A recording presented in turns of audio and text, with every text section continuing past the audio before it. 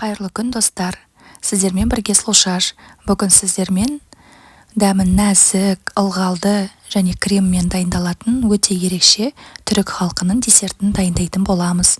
Видеоны міндетті түрде соңына дейін қарап, каналға тіркелуді, лайк басып, комментарий жазуды ұмытпаңыздар. Барлық керекті заттардың құрамын және көлемін төменде описаниеда қалдыратын боламын.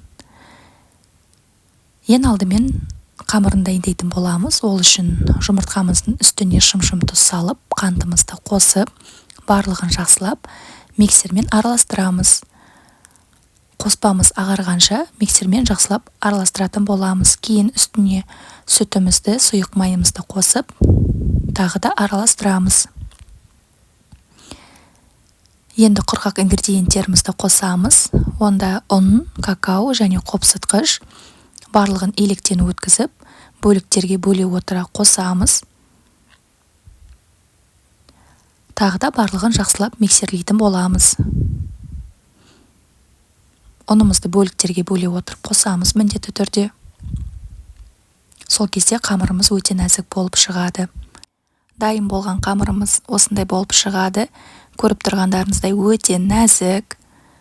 Енді осы дайын қамырымызды формаға салатын боламыз. Формамызды міндетті түрде майлап аламыз. Кейін үстіне қамырымызды салып, біркелкі жаятын боламыз. Барлық жері бірдей болуы керек. Қызып тұрған пеште 180 градуста 30-35 минуттай пісіреміз. Енді кремін дайындайтын боламыз. Баяу отқа сүтімізді қойып, жұмыртқамызбен қантымызды араластырып аламыз. Сүтіміз қайнап кетпеу керек.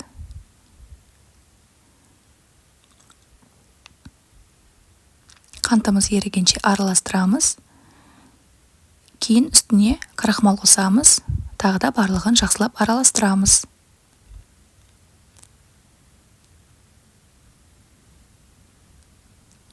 Сүтіміздің бетіне осылай көпіршіктер пайда болғанда, кішкене бөлігін жұмыртқалы масымыздың үстіне қойып, бірден тезірек араластырамыз. Себебі жұмыртқамыз пісіп кетуі мүмкін. Кейін барлық масыны сүтке құйып, үздіксіз араластырып тұрамыз. Осылай әбден көпіргеннен кейін осылай көтеріледі.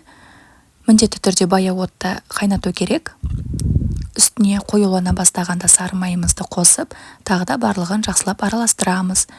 Сары майымыз ерігеннен кейін отымызды сөндіреміз.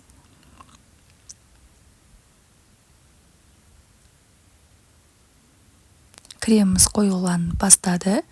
Отымызды сөндіріп, тез суы үшін басқа ыдысқа құйып, бетін пищевой пленкамен жауып, бөлме температурасында суытамыз. Дайын болған пирогымыз осындай болып шықты. Бетін спашканың көмегімен осылай тесіп шығамыз.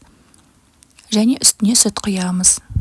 Осы сүттің көмегімен пирогымыз ылғалды болады. Пирогымызды бөлме температурасында суытып аламыз. Суығаннан кейін осылай үстіне суыған кремімізді жағамыз да бетін қалағаныңыз бойынша әсемдеуіңізге болады. Мен какао порошогын пайдаланып, осылай бетіне сеуіп шықтым. Енді дайын болған пирогымызды міндетті түрде 1-2 сағат суытып алуымыз керек. Міне пирогымыз осындай әдемі, өте нәзік болып шығады. Міндетті түрде дайындап көріңіздер. Кескен кезде де өте оңай кесіледі. Қазір бөліктерге бөліп көрсетемін.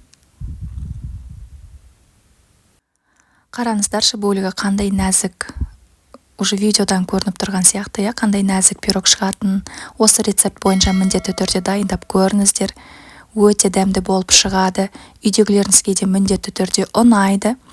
Ас болсын.